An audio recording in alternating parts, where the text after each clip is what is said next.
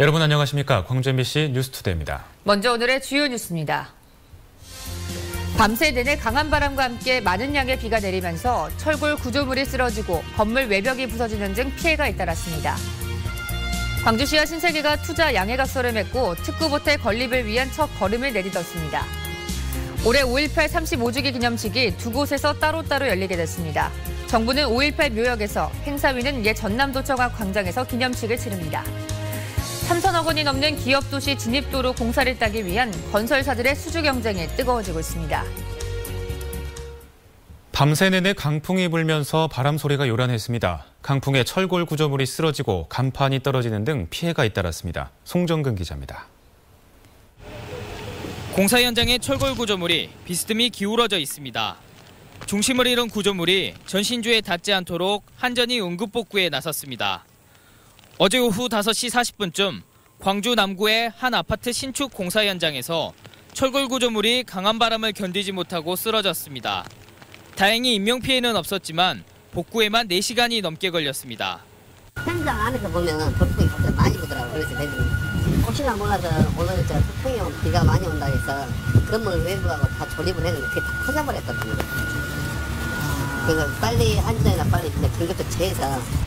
광주의 순간 최대 풍속이 초속 13.7m까지 불면서 광주 곳곳에서 강풍 피해가 잇따랐습니다. 사람이 제대로 걷기 힘들 정도의 세찬 바람에 건물 외벽도 부서졌습니다. 한 타이어 가게의 외벽 판넬이 강풍의 인근 주택으로 떨어져 나가 큰 피해로 이어질 뻔했습니다. 바람이 강풍이 좀 심하게 불어서 판넬들이 이렇게 바닥으로 많이 떨어져서 119가 출동해서 거기서 판넬들을 이제 더 이상 떨어지지 않게 조치하고 이렇게 돌아가신 것 같아요.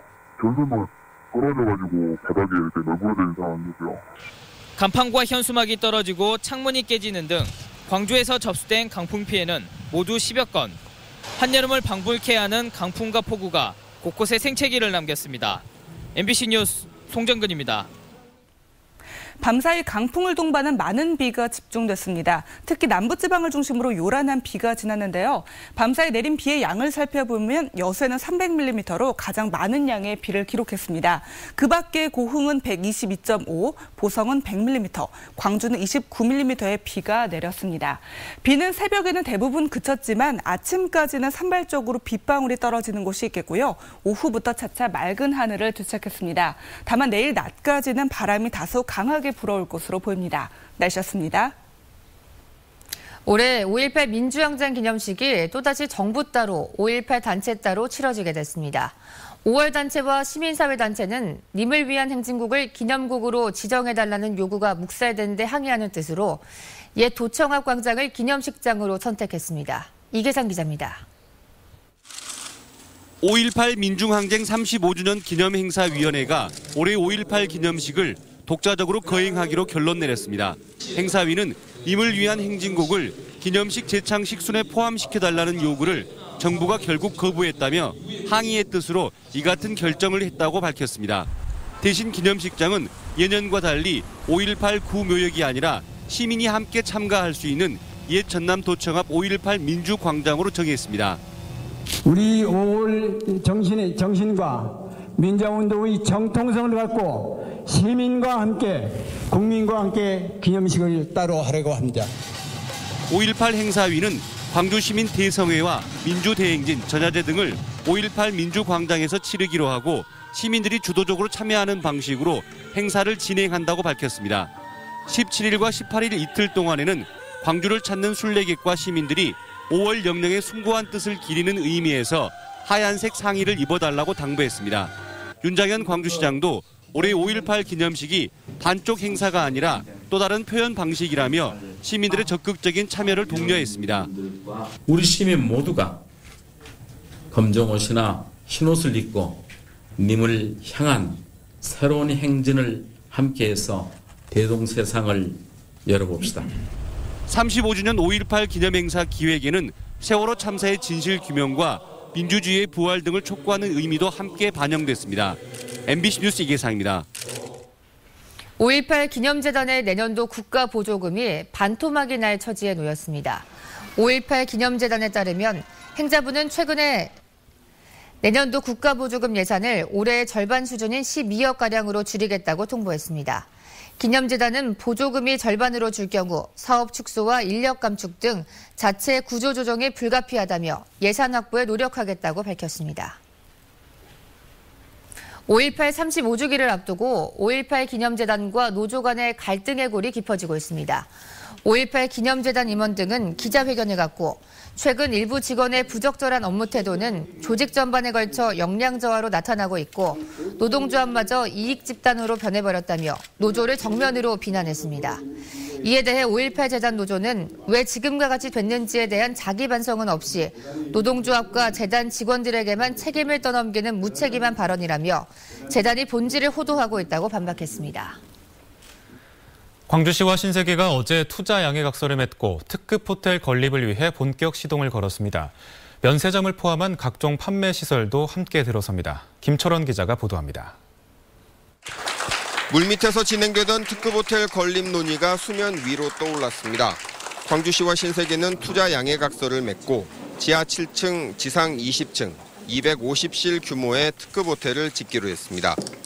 지상 10층까지는 면세점을 비롯한 각종 판매 시설이 들어서게 되고 객실 등 호텔 시설은 11층부터 들어설 것으로 예상됩니다. 호텔 사업만으로는 이익을 낼 수 없기 때문에 판매 시설과 호남 지역 첫 시내 면세점 성사에 기대를 걸고 있습니다.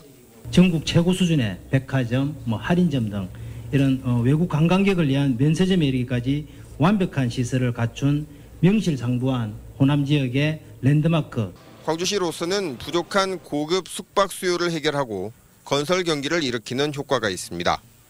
일회성으로 훑고 지나가는 게 아닌 광주에서 오래 머물 수 있는 관광 기반을 마련하겠다는 의지도 포함되어 있습니다. 기업도 살고 주위 상권도 함께 안고 가는 그런 좋은 모델의 지혜를 주시기를 청드리고.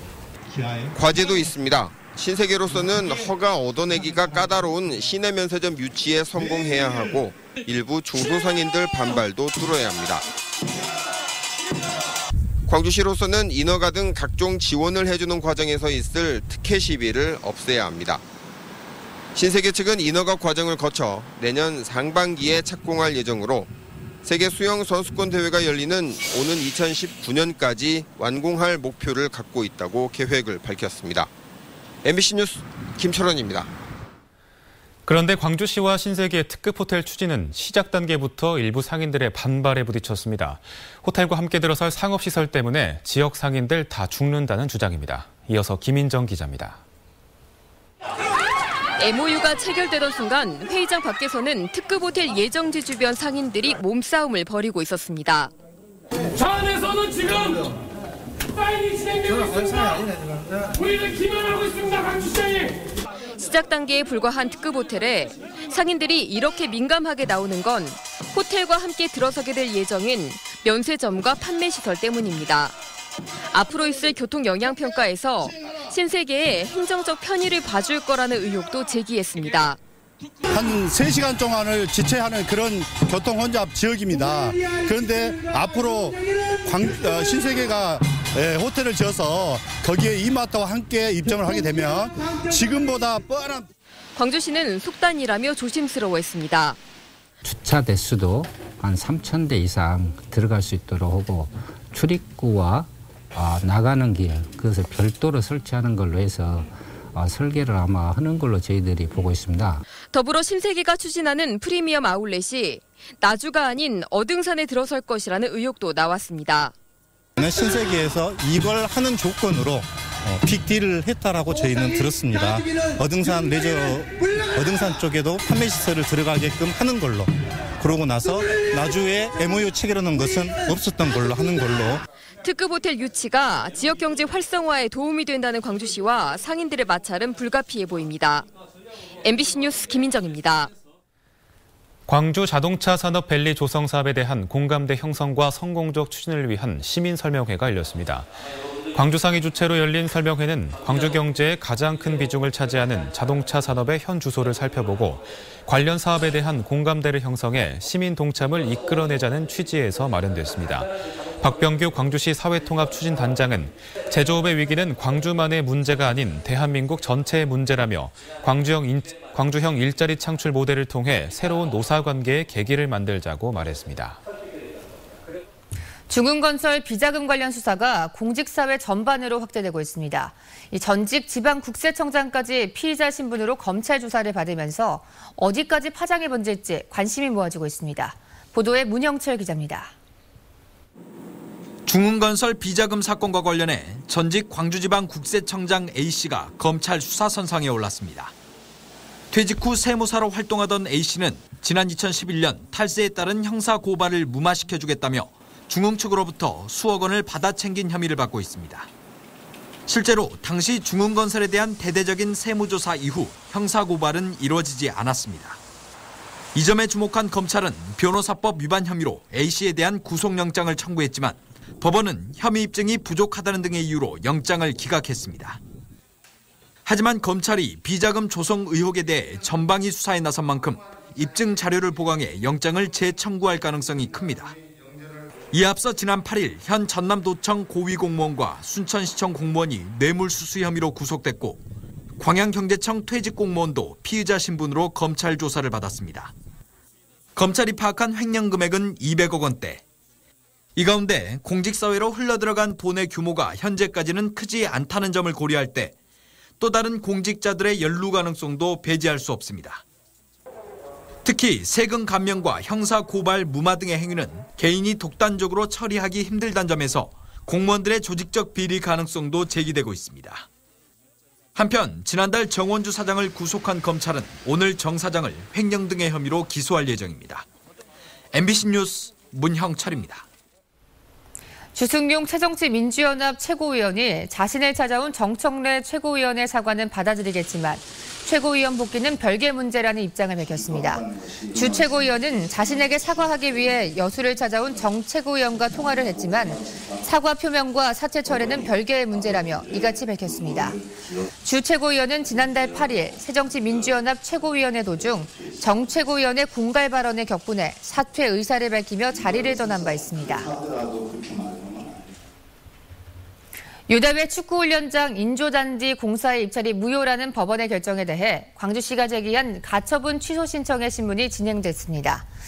광주지법에서 열린 신문에서 광주시는 이달 말까지 공사를 마쳐야 하는 만큼 기존 업체가 공사를 지속하는 방법밖에 없다며 앞서 내린 가처분을 취소해달라고 재판부에 요청했습니다. 하지만 가처분을 신청한 입찰 탈락 업체는 현재 업체가 공사 자격이 없다며 가처분 신청의 후속 절차를 요구해 향후 재판부의 판단이 주목됩니다. 광주 서부경찰서는 평소 알고 지내는 여성을 폭행한 혐의로 광주경찰청 소속 A경위를 불구속 입건했습니다. A경위는 지난 5일 오후 7시쯤 광주 북구의 모 아파트에서 평소 알고 지내던 49살 송모 여인의 얼굴 등을 때린 혐의를 받고 있습니다. 경찰은 A경위를 상대로 정확한 경위를 파악하고 있습니다.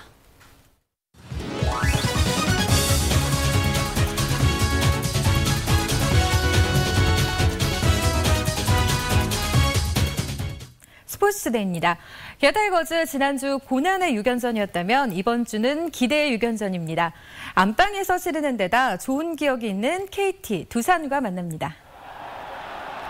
이번 주는 3연전 전승에 좋은 기억이 있는 KT와 주중 3연전을 시작합니다. 전력뿐만 아니라 심리적으로도 기아가 우위에 있기 때문에 최소 2승 이상은 기대해 볼 수 있습니다. 특히 오늘은 양현종이 선발로 나서면서 첫 경기부터 기선제압하겠다는 각오인데요. KT도 옥스프링을 내세우며 맞서고 있습니다. 주말에 만나는 두산은 현재 리그 2위로 강팀입니다. 지난 맞대결에서는 1승 2패로 밀렸지만 지난 시즌 전적에서는 기아가 9승 7패로 우위에 있어 어려운 상대는 아닙니다. 문제는 타력입니다. 두산은 팀 타율 2할 8푼 1리로 리그 3위의 타력을 보유하고 있지만 기아는 타선 부진이 계속되며 리그 9위에 머물고 있습니다. 그나마 반가운 소식이 들려오는데요. 오매불만 기다리고 있는 김주찬 선수가 오늘 퓨처스리그에서 경기를 치를 예정입니다. 이번 주말 두산전에 김주찬 선수가 복귀한다면 답답했던 타선에 숨통이 트일 수 있습니다. 홈에서 치르는 6연전, 챔피언스필드에 승전보가 울릴 수 있을지 기대가 모아집니다. 기아는 현재 15승 18패로 5할 승률에 3승이 모자란 채 한화에 이어 7위에 이름을 올리고 있습니다. 기아는 오늘 광주 기아 챔피언스필드에서 KT와 시즌 4차전을 치릅니다. 기아의 선발인 양현종, KT는 옥스프링 선수입니다. 지금까지 스포츠투데이였습니다. 3천억 원이 넘는 기업도시 진입도로 공사를 따기 위한 건설사들의 수주 경쟁이 뜨겁습니다. 전라남도는 입찰 잡음을 없애기 위해 설계심의위원회에 대한 업체 로비부터 원천 봉쇄했습니다. 문현철 기자가 보도합니다. 설계와 시공을 동시에 발주하는 등기 방식의 솔라시도 기업도시 진입도로 공사에 국내 굴지 건설사들이 대거 참가했습니다. 교량을 포함한 5.4km의 1공구에는 한양건설과 포스코건설 대림산업이, 4.4km의 2공구에는 금호산업과 금광기업이 각각 컨소시엄을 구성해 입찰에 참여했습니다.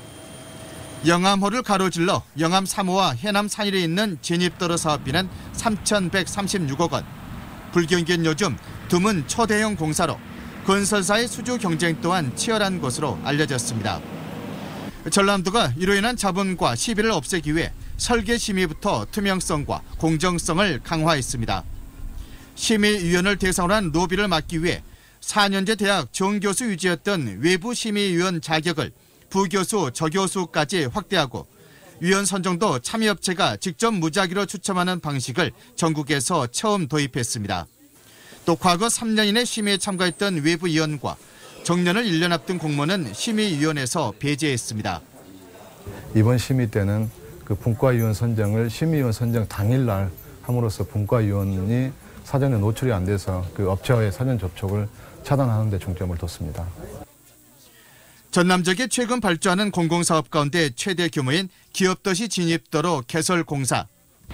설계서 검토와 심의를 거쳐서 다음 달 5일쯤 최종 낙찰업체가 선정될 예정입니다. MBC 뉴스 문현철입니다. 한국인터넷진흥원이 오늘 광주 전남 공동혁신도시에서 신사옥 착공식을 엽니다. 인터넷진흥원 신사옥은 386억 원을 들여 지하 1층, 지상 8층 규모로 짓는데 내년 12월에 완공될 예정입니다. 인터넷진흥원은 인터넷 산업 육성과 정보 보호 등을 담당하는 기관으로 500여 명이 근무하고 있습니다. 지금까지 빛가람 도시에는 이전 대상 기관 16곳 가운데 13개 기관이 이전을 마쳤습니다. 광주 서구의 성과금 재배분 논란에 대해 서구 18개 동 주민자치위원 등은 기자회견을 열고 노조의 성과금 재배분은 법규를 위반한 행위라며 즉각 중단을 촉구했습니다. 주민자치위원 등은 또 서구청 노조가 성과금 재배분을 강행할 경우 모든 행정 단속을 거부하는 불복 운동을 전개하겠다고 밝혔습니다. 한 달 넘게 공석 중이던 광주시 신임 비서실장에 박용수 전 CBS 상무가 내정됐습니다. 광주시는 박용수 비서실장 내정자가 폭넓은 언론 활동으로 균형된 시각과 정무 감각, 높은 광주시정에 대한 이해도를 바탕으로 시민사회와 정관계 등의 소통 창구 역할이 기대된다며 내정 배경을 밝혔습니다. 광주시 비서실장은 지난달 7일 이재희 전 비서실장이 전남 나노연구원 비리 연루 여부로 사퇴한 이후 한 달 넘게 공석이었습니다. 밤사이 남부지방을 중심으로 요란한 비가 지났는데요. 지금까지 내린 비의 양을 살펴보겠습니다. 여수에는 300mm에 가까운 폭우가 쏟아졌고요. 고흥은 122.5, 보성은 100mm, 광주에는 29mm의 비를 기록했습니다. 비는 오늘 새벽에는 대부분 그쳤지만 아침까지는 산발적으로 빗방울이 떨어지는 곳이 있겠고요. 오후부터 차차 맑은 하늘을 되찾겠습니다. 단 여전히 바람은 강하게 불어올 것으로 보입니다. 이 시각 구름 영상입니다. 현재 구름이 다수 껴 있고요. 산발적으로 빗방울이 떨어지는 곳이 있습니다. 오후부터는 차차 맑은 하늘을 되찾겠습니다. 현재 기온 어제 같은 시각보다 조금 낮아 서늘함이 감돌고 있는데요. 광주와 화순이 12도, 나주 13도를 나타내고 있습니다. 낮 기온 어제만큼 오르겠는데요. 광주가 22도, 담양 21도, 구례 23도가 예상됩니다. 오늘 먼 바다를 중심으로 바람이 강하게 불겠고 이 때문에 물결도 최고 3m로 거세게 일겠습니다. 내일부터는 다시 기온이 오름세를 보이다가 금요일에 전국에 또 한 차례 비가 내릴 것으로 전망됩니다. 날씨였습니다.